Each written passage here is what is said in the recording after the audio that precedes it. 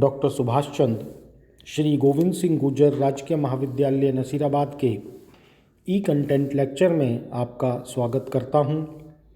आज हम बात करेंगे राजस्थान में उद्योग और पर्टिकुलरली राजस्थान में धातु उद्योग, जिसमें हम मुख्यतः बात करेंगे तांबा उद्योग और जस्ता उद्योग की। जैसा कि हम जानते हैं कि राजस्थान में अनेक धात्विक खनिज उपलब्ध हैं, जिनमें तांबा, जस्ता, सीसा, चांदी, लोहा, मैंगनीज, टंगस्टन आदि महत्वपूर्ण हैं। धातुओं पर आधारित उद्योगों की दृष्टि से राजस्थान में तांबा और जस्ता उद्योग अति महत्वपूर्ण हैं। ये राज्य में केंद्रीय सरकार के औद्योगिक उपक्रमों के अंतर्गत विकसित हुए हैं। तो सबसे पहले हम बात करते हैं राजस्थान में तांबा उद्योग की, copper industry in Rajasthan. Rajasthan में तांबा उद्योग का विशेष महत्व है। हिंदुस्तान कॉपर लिमिटेड भारत सरकार का एक उपक्रम है जो झुंझुनू जिले के खेतड़ी नगर के निकट स्थापित है।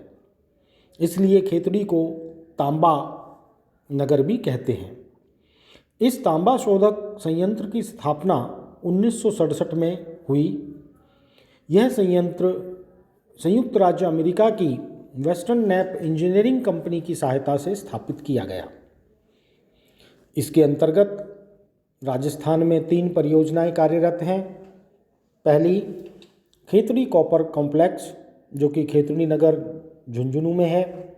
दूसरा दरीबा ताम्र परियोजना, जो कि अलवर जिले में है। और तीसरी चांदमारी ताम परियोजना, जो कि झुंझुनू जिले में है। खेतड़ी कॉपर कॉम्प्लेक्स देश की सबसे बड़ी ताम्र खनन एवं शोध इकाई है। इसकी प्रतिवर्ष 31,000 टन तांबा उत्पादन की क्षमता थी, जो कि 1992-93 में बढ़ाकर 45,000 टन प्रतिवर्ष कर दी गई। इसकी सह इकाइयों में एक सुपर फास्फेट का कारखाना है और 600 टन प्रतिवर्ष उत्पादन करने वाला सल्फ्यूरिक एसिड तैयार करने वाला प्लांट भी है। राज्य में तांबा के उत्पादन में निरंतर वृद्धि देखने को मिल रही है। अगर हम देखें तो वर्ष 2000 में 964 लाख टन था जो तांबा का उत्पादन है, जो बढ़कर 2006-07 में 1000 लाख टन हो गया। अगर हम तांबा ट्यूब या कॉपर ट्यूब्स की बात के उत्पादन की बात करें तो वर्ष 2002 में कॉपर ट्यूब्स का उत्पादन 629 टन था, जो 2003 में बढ़कर 656 टन और 2006 में 1128 टन, 2007 में 1387 टन और 2008 में 994 टन, 2009 में 1285 टन, 2010 में 1809 टन और 2011 में 1654 टन तांबा ट्यूब का उत्पादन किया गया। हिंदुस्तान कॉपर लिमिटेड खेतड़ी की स्थापना की पृष्ठभूमि में प्रमुख रूप से यहाँ पर जो धातु है, तांबे की उपलब्धता है। जो मुख्य खाने हैं वो हैं माधवकुधन, कोलिहान, चांदमारी और दरीबा। इन खानों से तांबा अयस्क संयंत्र तक रज्जू मार्ग से लाया जाता है। यह जो हिंदुस्तान कॉपर लिमिटेड है, ये भारत सरकार का एक बहुत इम्पोर्टेंट उपक्रम है। दूसरा जो उद्योग है वो है जस्ता उद्योग। अगर हम देखें तो राजस्थान में जो जस्ता उद्योग है वो प्राचीन समय से ही है। इसके जो प्रमाण हैं वो हमें 6ठी सदी से ही मिलते हैं। स्वतंत्रता प्राप्ति के पश्चात जो है आधुनिक जस्ता उद्योग की स्थापना की गई और ख़ासतौर पर जिंक स्मेल्टर की स्थापना की गई। ये भी हिंदुस्तान जिंक लिमिटेड के नाम से भारत सरकार का ही एक औद्योगिक उपक्रम है। हालांकि वर्ष 2005 में इस हिंदुस्तान जिंक लिमिटेड को निजी हाथों में सौंप दिया गया, वेदांत रिसोर्सेज को सौंप दिया गया। अब हिंदुस्तान जिंक लिमिटेड पर जो प्रबंधन का अधिकार है वो निजी हाथों में है। जो हिंदुस्तान जिंक लिमिटेड है वो उदयपुर के निकट देवारी में स्थित है, क्योंकि यहाँ पर प्रचुर मात्रा में जस्ता पाया जाता है। यहाँ पर सबसे पहले 10 जनवरी 1996 को हिंदुस्तान जिंक लिमिटेड नाम से एक जस्ता गलाने का संयंत्र लगाया गया, जिसमें कि जावर माइन से निकले हुए जस्ते को शुद्ध किया जाता था। और इस जो प्रोसेस को पूर्ण रूप देने के लिए जस्ता परिद्रावण संयंत्र स्थापित किया गया। जिंक स्मेल्टिंग जो संयंत्र है वो लगाया गया। ये जो संयंत्र है वो न केवल जस्ता बल्कि कैडमियम, चांदी, सिंगल सुपरफास्फेट और सल्फ्यूरिक एसिड भी तैयार करता है। वर्ष 2001 में यहाँ 1 लाख मीट्रिक टन से अधिक जस्ता उत्पादित हुआ। 193 मीट्रिक टन कैडमियम का उत्पादन हुआ, मगर आजकल जो है सुपरफास्फेट का जो उत्पादन है वो बंद हो गया है। हिंदुस्तान जिंक लिमिटेड की एक नई योजना भीलवाड़ा ज़िले में रामपुर अगूछा में स्थापित की गई। इसकी क्षमता 3000 टन प्रतिदिन है। एक चित्तौड़गढ़ ज़िले में चंदेरिया सीसा जस्ता स्मेल्टर स्थापित किया गया है। इसकी जो वार्षिक क्षमता है वो 70,000 टन जस्ता और 35,000 टन शीशे की है। अगर हम देखें तो पिछले वर्षों में राज्य में जस्ता के उत्पादन में पर्याप्त वृद्धि देखने को मिलती है। सन 1997 में जहां मात्र 90,000 मीट्रिक टन जस्ता उत्पादन हुआ था, वहीं पर सन 2005 में 1.51 लाख टन जस्ता उत्पादित हुआ, जो बढ़कर 2007 में 3.27 लाख टन, वर्ष 2008 में 4.56 लाख टन, 2009 में 4.73 लाख टन, 2010 में 5.09 लाख टन और 2011 में 5.06 लाख टन और 2014 में 4.57 लाख टन जस्ता राजस्थान में उत्पादित हुआ। अब हम देखें कि जस्ता उद्योग के जो स्थानीयकरण के कारण हैं, तो यहाँ पर जो उत्पादन प्रक्रिया है उसकी दृष्टि से जस्ता उद्योग के 2 केंद्र हैं। पहला जो खनन क्षेत्र है या खान क्षेत्र है, माइंस हैं, वहाँ पर बेनिफिशिएशन संयंत्र लगाया गया है। इससे क्या होता है कि जो सीसा और जस्ता है उसका सांद्रण प्राप्त किया जाता है। दूसरा, जस्ता सांद्रण पर आधारित जस्ता स्मेल्टिंग कंपनी लगाई गई, जिसमें जो जस्ता पिंड हैं, जो जिंक इंगॉट्स हैं, कैडमियम धातु है, चांदी है या सल्फ्यूरिक एसिड है, जिसको हम गंधक का तेजाब भी कहते हैं, तो उनका निर्माण किया जाता है। जो जस्ता प्राद्रवन कारखाना है वो देवारी में है और चंदेरिया चित्तौड़गढ़ में है, देवारी उदयपुर में है।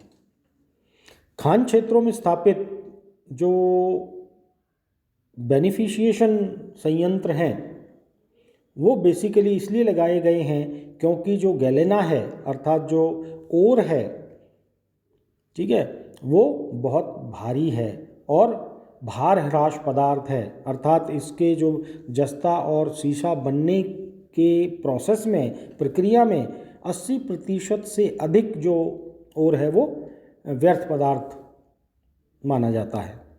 इसलिए जो बहुत अधिक दूरी तक इसको परिवहन करना आर्थिक दृष्टि से लाभदायक नहीं है।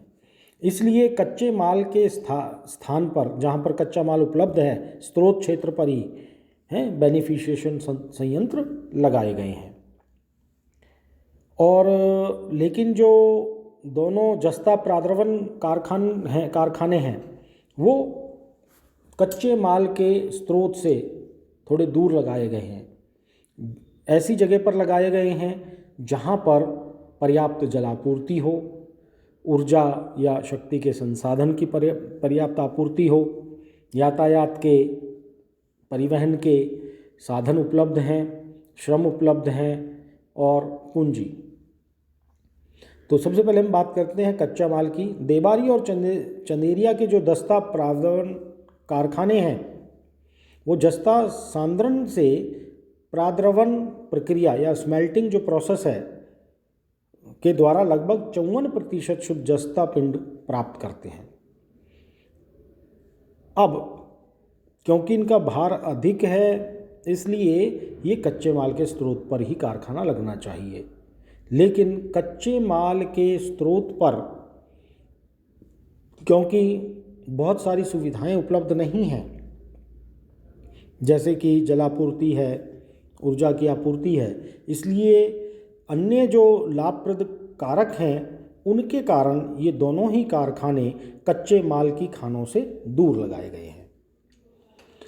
जो जलापूर्ति का अगर देखें हम तो जस्ता उद्योग में जल बहुत अधिक आवश्यक होता है, अर्थात चाहे वो कोई सी भी निर्माण प्रक्रिया के दौरान ना, चाहे परिष्करण करना हो, वाष्प निर्माण हो, शीत प्रक्रिया हो, मतलब मशीन को ठंडा करने के लिए, तो जल की बहुत अधिक मात्रा चाहिए।